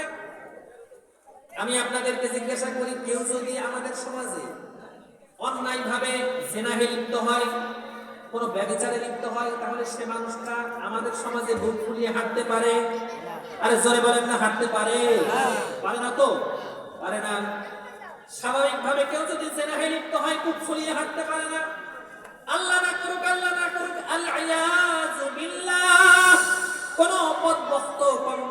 যদি আপন বোনের সঙ্গে জেনাহে লিপ্ত হয়, সমাজে কি আমরা তারা রাখবো? আরে জোরে বলেন না রাখবো? নাউযুবিল্লাহ, আল ইয়াযু বিল্লাহ, আল ইয়াযু বিল্লাহ। কেউ যদি তার জন্মদাতা মায়ের সঙ্গে জেনাহে লিপ্ত হয়, সমাজবাসী কি তার বাড়ি ঘর রাখবে? কি করবে? কি করবে? জোরে বলেন না, চিৎকার দিয়ে কি করবে? জ্বালিয়ে পুড়িয়ে সারখার করে দিবে না? আরে কি হয় না হয় পরে দেখা যাবে। সরকার কি করে, প্রশাসন কি করে, এটা পরে দেখা যাবে। আগে জ্বালা। ওর তো দুনিয়াতে থাকার অধিকারই নাই। ও যে জঘন্য কাজ করছে, এই জঘন্য কাজ করার পরে সে দুনিয়াতে থাকতে পারে না। এবার শুনেন একজন সুদখোরের বিষয়ে আল্লাহর হাবিব কি বলেন? আল্লাহর হাবিব সরকারে দো আলম সাল্লাল্লাহু আলাইহি ওয়াসাল্লাম বলেন, আর-রিবা সাবউনা হুবা আইসারুহা আইয়ানকিহা আর-রাজুলু উম্মাহু। সুদের মোটামুটি 70-এর মতো গুনাহ আছে। একটা সুদের জন্য মোটামুটি 70 প্রকারের কি আছে? গুনাহ আছে। একজন মানুষ 1 টাকা সুদ লেনদেন করলো, সে মোটামুটি 70 প্রকারের গুনাহের মধ্যে লিপ্ত হলো। আল্লাহর হাবিব বলেন, এই 70 প্রকারের গুনাহের মধ্যে সবচাইতে ছোট এবং সহজ গুনাহটা হচ্ছে সে তার আপন জন্মদাতা মায়ের সঙ্গে জিনাহে লিপ্ত হলো। আরে নাউযুবিল্লাহ বলেন না করে। আমাদের সমাজে কেউ যদি তার জন্মদাতা মায়ের সঙ্গে জিনাহে লিপ্ত হয়, সমাজে তো সে তো দেখাতে পারবেই না, বরং আমরাই তো তাকে জ্বালিয়ে পুড়িয়ে ছারখার করে দিব।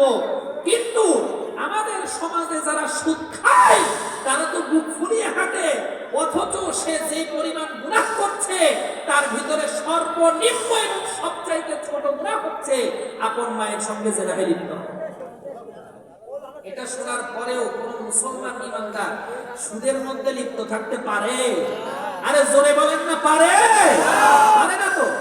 সুদ এটা ইমানদারের জন্য আসে নাই, না খেয়ে মরে যান না। আরে সুদ খাওয়া এটা তো গু খাওয়ার চেয়েও নিকৃষ্ট। কি খাওয়ার চেয়েও নিকৃষ্ট? গু। কুত্তার গু খাওয়ার চেয়েও নিকৃষ্ট সুদ খাওয়া। আর কোন ভাষায় বলবো আপনাদের? যদি বলতাম কুত্তা খাওয়ার চেয়ে নিকৃষ্ট, তাও একটা পর্যায়ে ছিল। কুত্তা তো খায়, তাও চাইনারা কুত্তা খায় না? আমরা ছোটবেলায় পাবনায় ছিলাম, ওখানে পাবনায় একটা প্রজেক্টে চাইনার কিছু লোক আসছিল। তো চাইনার মানুষরা তো বাংলাদেশে আসছে নতুন কিছু বুঝে না। কুকুর যে অ্যাভেলেবেল পাওয়া যায়, সাপ যে অ্যাভেলেবেল পাওয়া যায়, ব্যাঙ যে অ্যাভেলেবেল পাওয়া যায়, এটা তো তারা জানে না। বাঙালিরা তো অনেক চালাক, ওরা ব্যাঙ খায়, সাপ খায়, কুকুর খায়। তো এরা কি করে, ওই কুকুরতে আপনি বাচ্চা দিলে কুকুরের বাচ্চা নিয়ে এক এলাকা থেকে আরো 10 মাইল 20 মাইল দূরে যায় রেখে আসে। কারণ একই জায়গায় যদি একটা কুকুর 12টা বাচ্চা দেয়, এর থেকে গিয়ে দিয়ে মনে করেন 6 থেকে 8টা বাচ্চা টিকে থাকে। তো একটা কুকুরের অতিষ্ঠতাই তো মানুষ অবস্থা খারাপ হয়ে যায়। এক কুকুরের জ্বালা যন্ত্রণায় তো মানুষের অবস্থা খারাপ হয়ে যায়। যদি সাথে আরো 6, 7, 8টা 10টা যুক্ত হয়, তাহলে মানুষের আর ঘুম থাকবে? তো রাতের ঘুম হারাম করে দেবে। এই কারণে পরে যখন চায়নারা আসলো, তখন এরা কি শুরু করলো, কুকুরের বাচ্চাগুলোকে ধরে ধরে চায়নাদের কাছে নিয়ে বিক্রি করতো। ব্যাঙ যেই ব্যাঙ অহরহ কোন একটা গাটা থাকলে, পুকুর থাকলে, এটার আশেপাশে ব্যাঙ করে সবসময়। এই ব্যাঙ আমরা ফিরেও তাকাই না। ওরা কি করা শুরু করলো, ব্যাঙ ধরে ধরে বস্তায় ভরে ভরে চায়নাদের কাছে নিয়ে বিক্রি করা শুরু করলো। এক পিস ব্যাঙ সর্বপ্রথম এরা 500 টাকা করে বিক্রি করছে। এক পিস ব্যাঙ কত? 500। এরপরে আসছে 250, এরপরে আস্তে আস্তে সর্বনিম্ন 50 টাকায় চলে আসছে। এরপরে চায়নাদের সাথে আবার কিছু বাঙালি কাজ করে, ওরাও তো আবার এদেরকে শিখাই দিচ্ছে, অ্যাভেলেবেল পাওয়া যায়। তো যখন আস্তে আস্তে ওরা জানতে পারলো যে কুকুরের বাচ্চা, কুকুর, ব্যাঙ, সাপ এগুলি যেখানে সেখানে পাওয়া যায়, তখন ওরা কিনা বন্ধ করছে। তখন এই বাঙালিরা আর কি করতে পারে নাই, এগুলি তাদের এখানে বিক্রি করতে পারে নাই। এই চায়নারা তো কুত্তার গোশত খায়, কিন্তু কুত্তার গু খায়? আরে জল বলুন না, কুকুরের গু খায়? খায় না তো। কিন্তু যে সুদ খায় ও কুকুরের গু না, এর চেয়ে আরো নিকৃষ্ট কিছু খায়। এবার আপনারা যেভাবে নিবেন নেন, যেভাবে দেখবেন দেখেন। এ কারণে কোন সুদখোর সমাজের মধ্যে বুক ফুলিয়ে চলাফেরা করার সুযোগ নেই। সুদ খাও তুমি, আরে তুমি তো তোমার মায়ের সঙ্গে জেনা করার চেয়ে নিকৃষ্ট কাজ করতেছে, এরপরও তুমি সমাজে মুখ দেখাও কিভাবে? সমস্যা তো তার ভিতরে না, সমস্যা তো আমাদের ভিতরে। আমরাই তো সুদের জন্য যে সিরিয়াল দিয়ে বসে থাকি, সুদের জন্য আমরাই তো সেখানে কি করি, বসে থাকি, বিশেষ করে মা বোনদেরকে বলবো, মা বোনরা অনেক সমিতি করে, এই সমিতি থেকে আবার সুদের উপরে টাকা উঠায়, সুদি লেনদেন করেন। আহা, আপনি কি করতেছেন? আপনি নিজেই শুধু নিকৃষ্ট নাপাক খাচ্ছেন না, আপনার সন্তানকেও তো আপনি নাপাক খাওয়াচ্ছেন, সন্তানকেও আপনি নাপাক খাওয়াচ্ছেন। এই নাপাক থেকে বিরত থাকেন, তা না হলে আপনি নিজেও বরবাদ, আপনার পরিবারও কি হয়ে যাবে? বরবাদ হয়ে যাবে।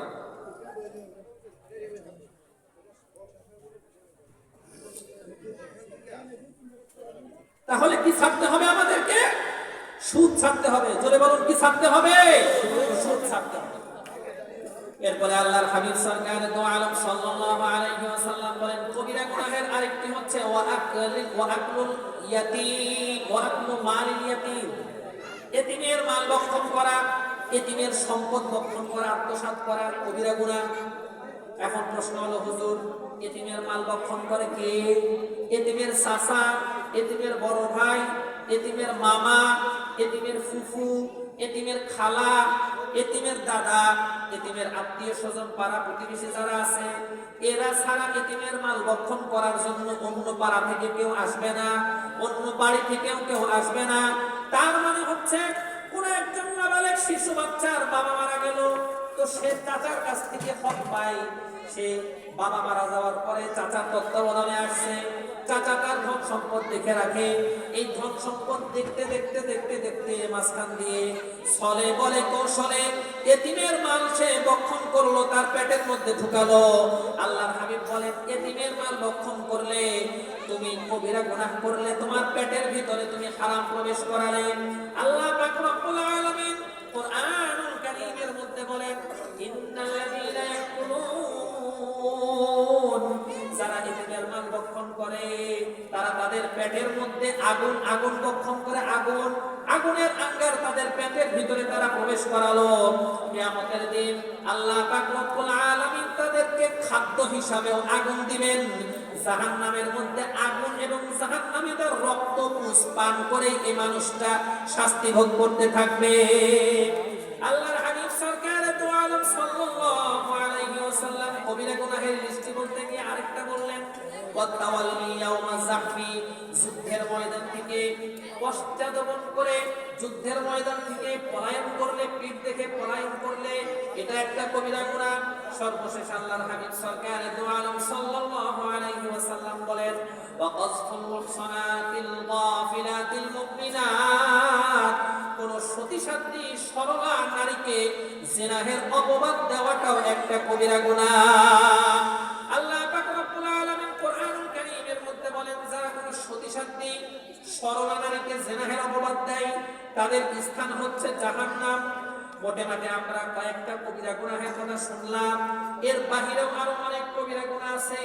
চুরি করা কবিরা গুনাহ, ডাকাতি করা কবিরা গুনাহ, হারাম মাল ভক্ষণ করা কবিরা গুনাহ, ঘুষ খাওয়া কবিরা গুনাহ, হারাম পন্থা অবলম্বন করে, যে কোনো অন্যায় পন্থা অবলম্বন করে আপনি অর্থ উপার্জন করলেন, ধোঁকাবাজি করলেন, এটা কবিরা গুনাহ। ব্যবসার ভিতরে কম দিলেন, টাকা বেশি দিলেন, ভালো বলে খারাপ পণ্য দিলেন, কবিরা গুনাহ। এভাবে কবিরা গুনাহের লিস্টি বলতে গেলে অনেক লম্বা হয়ে যাবে। একজন ইমানদার মুমিন মুসলমান কখনো জেনে শুনে জেনে বুঝে সে কবিরা গুনাহের মধ্যে লিপ্ত হবে না। কখনো যদি ভুলে চুকে কবিরা গুনাহের মধ্যে লিপ্ত হয়েও যায়, সে স্মরণ আসার সঙ্গে সঙ্গেই ফিরে আসবে, আল্লাহ পাকের সামনে নতজানু হয়ে মাফ চাইবে। আল্লাহ পাক রব্বুল আলামিন তার পিছনের জিন্দেগীর সমস্ত গুনাহ খাতা মাফ করে দিবেন। শর্ত হচ্ছে কবিরা গুনাহের জন্য তাওবা করতে হবে, বান্দার হক জড়িত থাকলে বান্দার নিকটে ক্ষমা চাইতে হবে, আল্লাহর হক জড়িত থাকলে আল্লাহ পাকের নিকটে ক্ষমা চাইতে হবে। ভবিষ্যতে আর কখনো এই কবিরা গুনাহের মধ্যে লিপ্ত হবে না, এই মর্মে অঙ্গীকার করতে হবে। যদি এমনটা না করেন, তাহলে আপনি আপনার হায়াতের জিন্দেগিতে যা কিছু করেন না কেন, এই সব কিছুর জন্য কোরআন থেকে স্পষ্ট জানা যায় কমপক্ষে ৯টি সাক্ষী আপনার সঙ্গে রয়ে যাবে। আপনি যাই করেন না কেন, আপনার সঙ্গে সদা সর্বদা ৯টি সাক্ষী বিদ্যমান আছে। আপনি যে জমিনের মধ্যে গুনাহ করছেন, এই জমিন আপনার বিরুদ্ধে কিয়ামতের দিন সাক্ষী দিবে। ইয়াউমাইদিন তুহাদ্দিসু আখবারাহা বিআন্না রাব্বাকা আওহা লাহা, জমিন অবস্থান করছেন, যে জমিনের উপরে কবিরা গুনাহ করছেন, পাপ করছেন, এই জমিন আপনার বিরুদ্ধে সাক্ষী দিয়ে দিবে। আপনি যে হাত দিয়ে গুনাহটা করছেন, এই হাত আপনার বিরুদ্ধে সাক্ষী দিবে। আপনি যে পাও ব্যবহার করে গুনাহ করছেন, এই পাও আপনার বিরুদ্ধে সাক্ষী দিবে। আল্লাহ পাক বলেন, আল ইয়াউমা নাখতিমু আলা আফওয়াহিহিম ওয়া তুকাল্লিমুনা আইদিহিম ওয়া তাশহাদু আরজুলুহুম বিমা কানু ইয়াকসিবুন। আমি কিয়ামতের দিন মানুষের মুখে মোহর মেরে দিব, যেহেতু সে মুখ দিয়ে মিথ্যা কথা বলবে, তার মুখে মোহর মেরে দিব। আমি তার হাতের সঙ্গে কথা বলবো, আমি তার পায়ের সঙ্গে কথা বলবো। দুনিয়াতে সে যা কিছু কামাই করেছে, এই সব কিছুর বিষয়ে তার হাত পাও তার বিরুদ্ধে সাক্ষী দিবে। আমার আপনার জবান, এই যে জিহ্বা, এই জিহ্বাটাও আমার আপনার বিরুদ্ধে সাক্ষী দিবে। আল্লাহ পাক রব্বুল আলামিন বলেন, ইয়াউমা তাশহাদু আলাইহিম আলসিনাতুহুম ওয়া আইদিহিম ওয়া আরজুলুহুম বিমা কানু ইয়ামালুন। কিয়ামতের দিন আমার আপনার জবান, আমার আপনার হাত, আমার আপনার পা আমার আপনার বিরুদ্ধে সাক্ষী দিবে। আমার আপনার চোখ, আমার আপনার কান, এমনকি আমার আপনার শরীরের চামড়া পর্যন্ত আমার আপনার বিরুদ্ধে সাক্ষী দিবে। আল্লাহ পাক রব্বুল আলামিন বলেন, হাত্তা ইদা মা জাউহা শাহিদা আলাইহিম সামউহুম ওয়া আবসারুহুম ওয়া জুলুদুহুম বিমা কানু ইয়ামালুন। সেই দিন তার চক্ষু তার বিরুদ্ধে সাক্ষী দিবে, সেই দিন তার কান তার বিরুদ্ধে সাক্ষী দিবে, সেই দিন তার চামড়াও তার বিরুদ্ধে সাক্ষী দিবে। সে তার চামড়াকে ডেকে বলবে, ওয়াকালু লিজুলুদিহিম লিমা শাহিদতুম আলাইনা, ওরে আমার শরীরের চামড়া, তুইও আমার বিরুদ্ধে সাক্ষী দিলি। তখন এই চামড়াটাকে ডাক দিয়ে বলবে, ওয়াকালু লিজুলুদিহিম লিমা শাহিদতুম আলাইনা, চামড়া ডাক দিয়ে বলবে, আনতাকুনাল্লাহুল্লাযী আনতাকা কুল্লা শাই, সব জিনিসের জবান যিনি দান করেছেন, আমি চামড়ার জবানও সেই আল্লাহ পাকই দান করেছেন। আর আল্লাহ পাক আমাকে নির্দেশ দিয়েছেন তোমার বিরুদ্ধে সাক্ষী প্রদান করার জন্য। আমার আপনার সঙ্গে সদা সর্বদা দুইজন ফেরেশতা আছে। আল্লাহ পাক রব্বুল আলামিন বলেন, কিরামা কাতিবিনা ইয়ালামুনা মা তাফআলুন।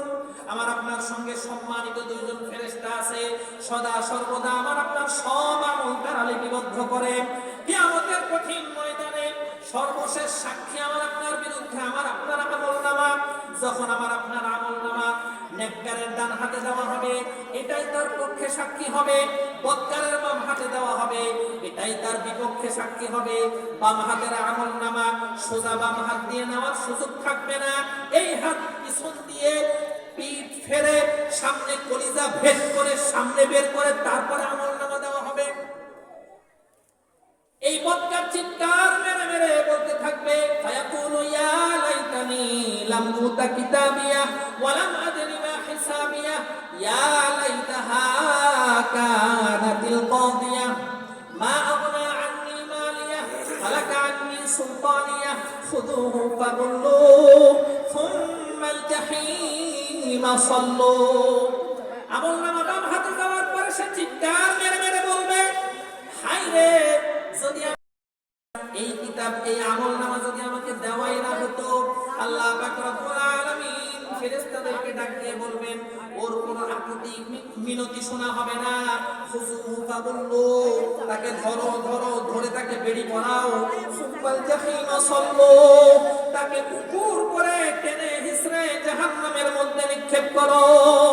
দুনিয়ার জমিনে কতই বাহাদুরি দেখালেন, কত শক্তি দেখালেন, কত ক্ষমতা দেখালেন, সেদিন আফসোস করে করে বলবেন, হালাকা আন্নি সুলতানিয়া, হায় রে, দুনিয়াতে আমার কত ক্ষমতা ছিল, কত শক্তি ছিল, আজকে কোনো কিছুই কোনো কাজে আসছে না। কিয়ামতের কঠিন ময়দানে আল্লাহ পাকের দরবারে দণ্ডায়মান হবেন। আপনি যদি সত্যি কথা নাও বলেন, আপনার বিরুদ্ধে কমাসকম 9টি সাক্ষী আছে।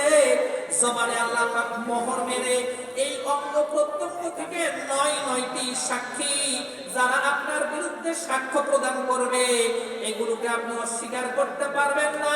সর্বশেষ স্বীকার করে জাহান্নামে চলে যেতে হবে। ওই দিন শুধুমাত্র এতটুকুই সীমাবদ্ধ নয়। হযরত আম্মা জানা আয়েশা সিদ্দিকা রাদিয়াল্লাহু তাআলা আনহা বলেন, কিয়ামত কেমন ভয়াবহ হবে। ইউহশারুন নাসু ইয়াওমাল কিয়ামাতি হুফাতান উরাতান গুরলা। কিয়ামতের দিন মানুষরা খালি পায়ে খালি গায়ে উলঙ্গ অবস্থায় খতনাবিহীন আল্লাহর দরবারে দণ্ডায়মান হবে। আম্মা জান আয়েশা সিদ্দিকা রাদিয়াল্লাহু তাআলা আনহা বলেন, ইয়া রাসূলুল্লাহ সাল্লাল্লাহু আলাইহি ওয়াসাল্লাম, আর-রিজালু ওয়ান-নিসাউ জামিআন ইয়ানজুরু বা'দুহুম ইলা বা'দিন। ইয়া রাসূলুল্লাহ, নারী পুরুষ সবাইকে একসাথে দাঁড়াবে, কেউ কি কারোর দিকে তাকাবে না? কতই না লজ্জার বিষয়। আল্লাহর হাবিব বলেন, আয়েশা, আল আমরু আশাদ্দু মিন আন ইয়ানজুরা বা'দুহুম বা'দা। তারা একে অপরের দিকে তাকাবেই নাকি? ওই দিনের ঘটনা, ওই দিনের অবস্থা তো এর চেয়েও আরো বেশি ভয়ানক হবে। কেমন ভয়ানক হবে অন্য বর্ণনা বলার সুযোগ নেই। আল্লাহর হাবিব সরকারে দু আলম সাল্লাল্লাহু আলাইহি ওয়াসাল্লাম বলেন, কিয়ামতের দিন সূর্যটা মানুষের মাথার নিকটে চলে আসবে, পায়ের নিচের মাটি তামায় পরিণত হয়ে যাবে, শরীর থেকে ঘাম ঝরতে থাকবে, যে যে যার যার পাপ অনুযায়ী ঘামের মধ্যে হাবুডুবু খাইতে থাকবে। কিয়ামতের কথা, হাসরের কথা বাদই দেন, দুনিয়ার থেকে বিদায় নিয়ে যে কবরের মধ্যে যাবেন, 3.5 হাত মাটির নিচে যাবেন, সেখানে কি অবস্থা হবে? আল্লাহর হাবিব সরকারে দু আলম সাল্লাল্লাহু আলাইহি ওয়াসাল্লাম বলেন, একজন বদকারকে কবরের মধ্যে শায়িত করা হবে, রাখা হবে। এই বদকারের জন্য আল্লাহ পাক রব্বুল আলামিন বিষাক্ত বিষাক্ত 70টি সাপ নিযুক্ত করবেন। ওয়া ইউকাইয়িদুল্লাহু লাহু 70 তিন্নিনা। বদকারের জন্য বিষাক্ত বিষাক্ত বিশাল আকৃতির 70টি সাপ নিযুক্ত করা হবে। তো কি হয়েছে? 70টি সাপ নিযুক্ত করলে কি হবে? আল্লাহর হাবিব বলেন, লাউ আন্না ওয়াহিদাম মিনহা নাফাখা ফিল আরদি মা বাদাত শাইআম মা বাকিয়াতিদ দুনিয়া লাউ কানাত মা বাদাত শাইআম মা বাকিয়াতিদ দুনিয়া। ওই 70টি বিশাল আকৃতির বিষাক্ত সাপগুলোর এমন অবস্থা হবে, কোন একটি সাপ যদি কবর থেকে শুধু মাথাটা উঁচু করে দুনিয়ার জমিনে একটি শ্বাস নিক্ষেপ করে, আল্লাহর হাবিব বলেন, কিয়ামত পর্যন্ত এই দুনিয়ার জমিনে আর কোন গাছপালা ঘাস তরুলতা আর জন্মাবে না। তাহলে কবরের মধ্যে একজন বদকারকে যে 70টা সাপ নিযুক্ত করে শাস্তি দেওয়া হবে, এর এক একটা সাপ কেমন বিষাক্ত হবে! একটা শ্বাস একটা মুহূর্তের জন্য দুনিয়ার জমিনে ছাড়লো, কিয়ামত পর্যন্তর জন্য আর কোন গাছে যে ঘাস দেখি না আমরা, ঘাস, গাছপালা, তরুলতা, ঘাস, এ যা কিছু দেখতেছেন মুহূর্তের মধ্যে সব বিষাক্ত হয়ে জ্বলে পড়ে ছারখার হয়ে যাবে। মাটিটা পর্যন্ত এমন বিষাক্ত হয়ে যাবে, কিয়ামত পর্যন্ত আর কোন ঘাসপালা এই মাটি থেকে জন্মাবে না। এবার বলেন দেখি, কবিরা গুনাহ করে পাপিষ্ঠ হয়ে কবরে যাওয়ার সুযোগ কি আছে? জোরে বলুন না, সুযোগ আছে? তাহলে কি করতে হবে? গুনাহ থেকে বাঁচতে হবে। কি করতে হবে? গুনাহ থেকে বাঁচতে হবে। মোটামুটি 9টা কবিরা গুনাহের আলোচনা হয়েছে, এর বাহিরে আরো অনেক কবিরা গুনাহ আছে যেগুলো আমরা জানি, বিস্তারিত আলোচনার সুযোগ নেই। বাকি এটা মেসেজ দেওয়া উদ্দেশ্য, যত ধরনের কবিরা গুনাহ আছে এই সমস্ত ধরনের কবিরা গুনাহ থেকে একজন ঈমানদারকে বেঁচে থাকতেই হবে। যদি আপনি বেঁচে থাকতে পারেন তাহলে আপনি হবেন জান্নাতি, যদি বেঁচে থাকতে না পারেন তাহলে আপনি হয়ে যাবেন জাহান্নামী। শুধুমাত্র কবরের শাস্তি যদি এতটা ভয়ানক হয়, জাহান্নামের শাস্তি কেমন হয়? জাহান্নামীকে পুরানোর পরে শরীর থেকে যে রক্ত, যে পুঁজ, সেই পানিগুলো গড়ায় গড়ায় পড়বে, জাহান্নামে পানি পানি পানি পানি বলে চিৎকার করবে। 1000 বছর পরে তাকে পানি পান করানো হবে। কোনটা? এই যে জাহান্নামীর শরীর থেকে যে রক্ত, পুঁজ, পানি বের হয়েছে, এটাই তাকে পান করানো হবে। পান করার সঙ্গে সঙ্গে মুখের ভিতর থেকে যাবে, যত দূর পর্যন্ত যাবে তত দূর পর্যন্ত নাড়ি ভুঁড়ি গলে গলে পায়খানা রাস্তা দিয়ে বের হয়ে যাবে। তাহলে কি হবে? দুনিয়াতে কারণ এমন হলে সেই মানুষটা কি বাঁচে? বাঁচে না। কিন্তু সেখানে মরবে না। সেখানে কি হবে না? মরবে না। বরং জাহান্নামে জ্বলার পরে চামড়া জ্বলবে, আবার চামড়া নতুন হবে, জ্বলে শেষ হয়ে যাবে, আবার নতুন হবে, জ্বলে শেষ হয়ে যাবে, আবার নতুন হবে। এই যে বিষাক্ত পানীয় পান করবে, এটা পান করার পরে নাড়ি ভুঁড়ি পায়খানার রাস্তা দিয়ে বের হয়ে যাবে। এরপরেও নাফরমান মরবে না, আল্লাহ পাক তার মৃত্যু দিবেন না। কারণ মৃত্যু আসলে তো শাস্তি শেষই হয়ে গেল। ও জীবিত থাকবে, আল্লাহ পাক আবারও নারী ভুঁড়ি তৈরি করে দিবেন, আবার পান করবে, আবার বের হয়ে যাবে। এভাবেই তার শাস্তি চলতেই থাকবে, চলতেই থাকবে, চলতেই থাকবে। কি বলেন আপনারা, এই শাস্তিগুলো কি গ্রহণ করা সম্ভব? তাহলে কবিরা গুনাহ থেকে বাঁচতে হবে।